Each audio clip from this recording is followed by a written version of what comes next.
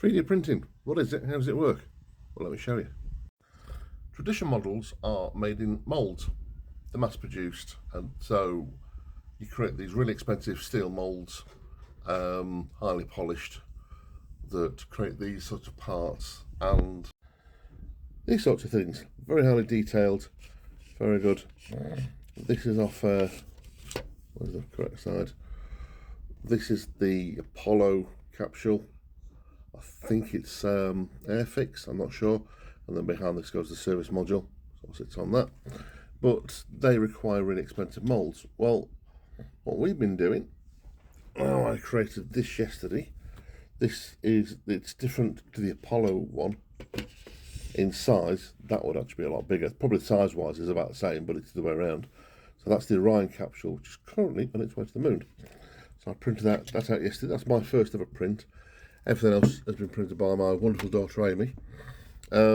These I had got painted yesterday to see how my ordinary sort of model paints would work. They seem to come out right. I do a little bit more colour in his ears, but he looks really good, and I thought that was cool. Because it's not quite right colour, and I could do another layer of paint on that. Anyway, so what we tried doing the other day, because we had some bronze, which looked really nice, is a steam engine.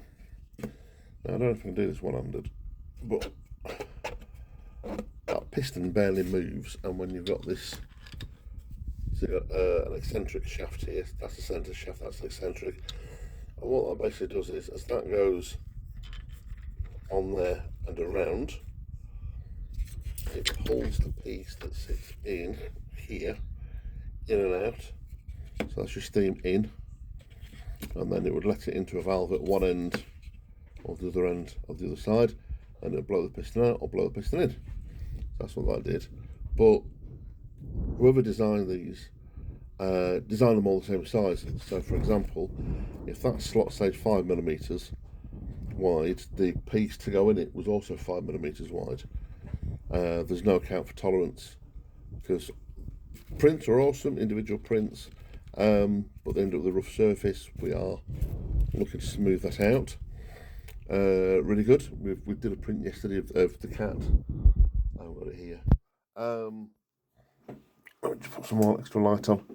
Anyway, so as we're struggling to put it together, which I thought was a shame, because it looked really, really nice. You know, it looked really, really good. And then we said, well, we can actually print it out as a wanna. So there you go. That's what actually comes off the print bed. It prints a little layer here. It's like its starting point, and it also sticks out slightly. Obviously, some bits peel off. But then anywhere there's an overhang, it can't bridge the gap here on its own. It can bridge a couple of millimetres, so that's why it produces these little fine tree things. And all we do with these, and it's Amy's favourite thing to do, is you snap them off.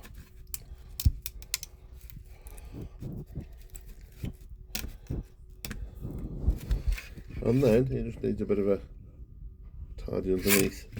Now the other thing you notice, I've just noticed on here, is it left quite a rough top on it. So we have files, we have grinders. It's left the top of the wheel a little bit rough as well. But I'm actually doing a print at the moment of an astronaut, different to that one, and it's actually been built upside down. So all the supports are the other way around, and apparently that's supposed to give a really smooth look. So there you go. The great advantage is, whatever you want, you know, I've got a little job to do here today. I can't remember if that's the mould or whatever, but that is SpaceX helmet, and then all the bits to make it. I need to look at some pictures, see how it all goes together. That's obviously the back bit. But yeah, so I'm going to put that together and glue it and paint it. Anyway, enjoy. Have a good day.